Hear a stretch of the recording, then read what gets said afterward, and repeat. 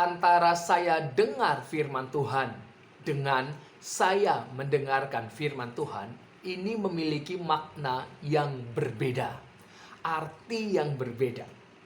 Sebagai seorang Kristen yang sejati, seharusnya mendengarkan firman Tuhan. Halo saudara, saya Uncle Mandil, seorang Kristen yang imannya bersumber dari Kristus dan yang mengarah kepada Kristus. Dan saya adalah seorang hamba Tuhan, seorang penginjil, pelayan Tuhan, hingga puluhan tahun sampai hari ini tetap memberitakan Injil Kristus. Tetap memberitakan kabar baik bagi banyak orang. Dan kesempatan ini saya pergunakan untuk berbagi kepada saudara melalui video ini. Tentang apa? Seharusnya orang Kristen itu mendengarkan firman Tuhan. Tidak hanya sekedar dengar, tetapi mendengarkan firman Tuhan. Nah, apakah berbeda makna atau arti dari saya mendengar atau saya mendengarkan firman Tuhan? Apakah memiliki makna, arti yang berbeda? Tentu berbeda. Dan sudah seharusnya orang percaya di dalam Kristus Yesus, orang yang cinta Tuhan Yesus Kristus, itu tidak hanya sekedar dengar, tetapi jauh daripada itu adalah mendengarkan firman Tuhan. Kesempatan kali ini saya akan berbagi mengenai saya mendengarkan firman Tuhan. Ya, karena ini memiliki makna yang dalam, arti yang sangat dalam, dan ini yang seharusnya orang Kristen sejati di dalam Kristus Yesus harus lakukan. Nah, berbicara mengenai mendengarkan. Jadi kata mendengarkan ini tidak hanya sekedar tahu, ya, sama seperti artinya dengar, tahu. Ini satu tingkat, satu level. Dengar, tahu ini sama, yaitu tidak hanya sekedar tahu gitu. Tidak hanya sekedar dengar. Jadi kata mendengarkan ini tidak hanya sekedar tahu, tidak hanya sekedar dengar, tetapi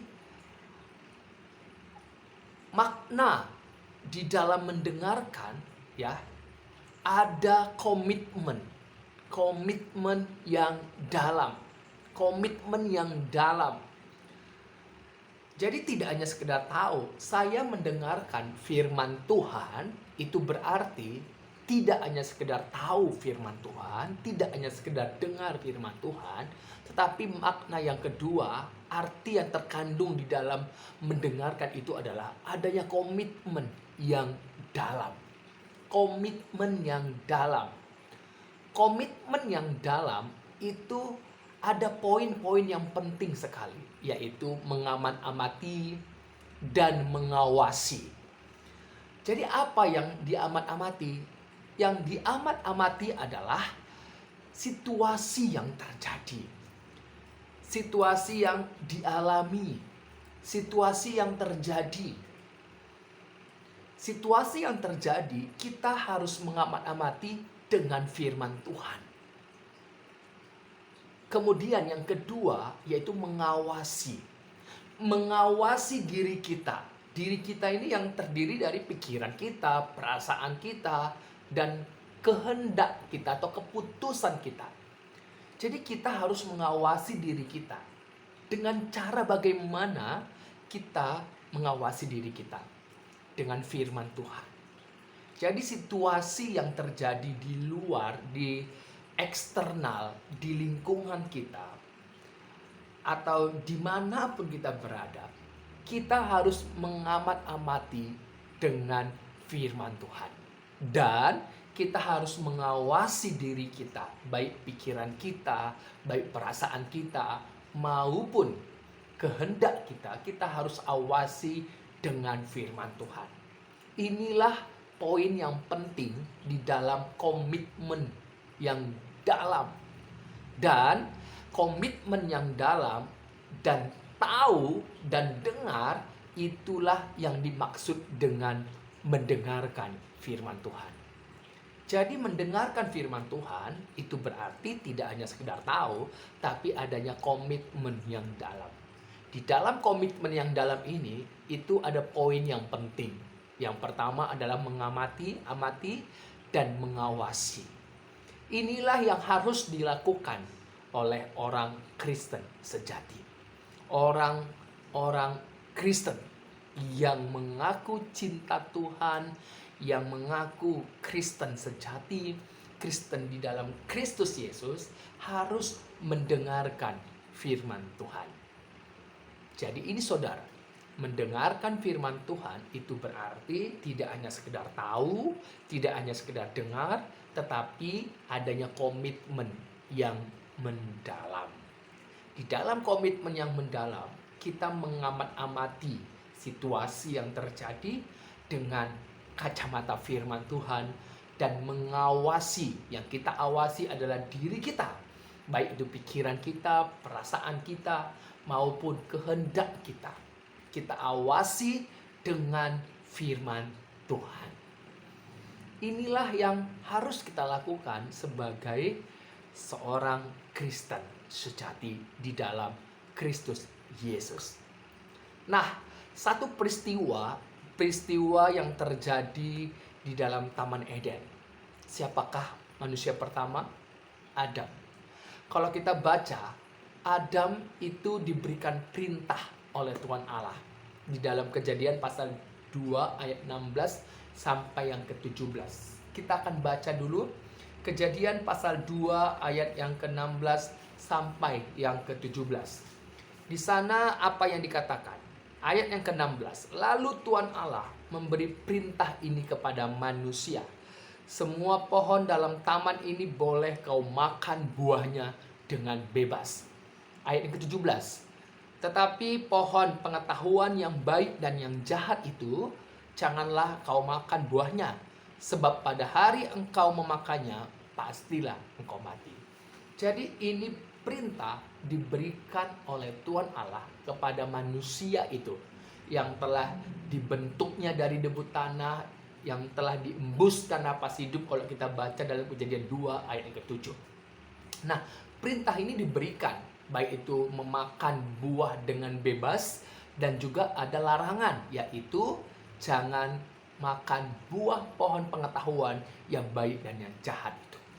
Ini adalah perintah, satu kesatuan, baik itu bebas memakan buah pohon dalam taman itu, dan juga ada larangan, yaitu jangan makan buah pohon pengetahuan yang baik dan yang jahat itu. Saudara, kalau kita lihat perjalanan kehidupan dari manusia itu, baik dia pada waktu seorang diri dan juga setelah dia dibawa oleh Tuhan Allah, seorang perempuan yang telah dibangun dari salah satu rusuk dari manusia itu. Kalau kita baca nanti di dalam Kejadian pasal 2 ayat yang ke-19, ayat yang ke-21, 22, 23, di mana manusia itu dibawa seorang perempuan kepada manusia itu. Saudara, ini yang ada di dalam Taman Eden. Dan dalam perjalanan hidup manusia itu di Taman Eden, yang terjadi adalah manusia itu mendengarkan apa yang dikatakan, apa yang diberikan oleh istrinya, ya, yang telah dibangun oleh Tuhan Allah tadi, yang dibawa oleh Tuhan Allah kepada manusia itu. Dan di dalam Kejadian pasal 3 ayat yang ke-17, kalau kita baca di sana, coba kita baca Kejadian pasal 3 ayat yang ke-17. Saya akan bacakan. Ayat yang ke-17. Lalu firman-Nya kepada manusia itu, karena engkau mendengarkan perkataan istrimu. Nah, karena engkau mendengarkan perkataan istrimu dan memakan, ya, karena engkau mendengarkan perkataan istrimu dan memakan dari buah pohon yang telah kuperintahkan kepadamu, jangan makan daripadanya, maka terkutuklah tanah karena engkau. Dengan bersusah payah engkau akan mencari rezekimu dan dari tanah seumur hidupmu. Jadi Tuhan Allah berkata kepada manusia itu, karena engkau mendengarkan perkataan istrimu dan memakan dari buah yang dilarang oleh Tuhan Allah. Jadi saudara, mendengarkan tidak hanya sekedar tahu, tidak hanya sekedar dengar, tetapi adanya komitmen. Manusia pertama, Adam, yang telah dibentuk dari debu tanah, yang telah diembuskan oleh Tuhan Allah, ya. Nafas hidup yang diembuskan oleh Tuhan Allah, di mana manusia itu mendengarkan perkataan istrinya. Bukan berarti tidak boleh mendengarkan, boleh. Tetapi manusia itu tidak mengawasi dirinya. Kalau tadi saya terangkan bahwa mendengarkan itu tidak hanya sekedar tahu, tetapi juga adanya komitmen yang dalam. Dalam komitmen yang dalam itu ada 2 poin yang penting, yaitu mengamat-amati dan mengawasi. Di mana Adam, manusia pertama, itu tidak mengawasi pikirannya, tidak mengawasi perasaannya, dan tidak mengawasi kehendak bebasnya. Keputusan yang dia ambil tidak diawasi dengan firman Tuhan. Itu sebabnya yang terjadi adalah pelanggaran akan firman Tuhan. Yesus Kristus di dalam Yohanes pasal 10 ayat 27. Coba kita bacakan di sini. Di dalam Yohanes pasal 10 ayat yang ke-27 dikatakan, domba-dombaku mendengarkan suaraku dan aku mengenal mereka dan mereka mengikut aku. Jadi orang percaya, baik itu domba-domba yang dimaksudkan adalah orang-orang Israel yang percaya. Tetapi ada juga domba dari kandang lain, yaitu orang di luar dari Israel yang mendengarkan, yang mengikut Kristus.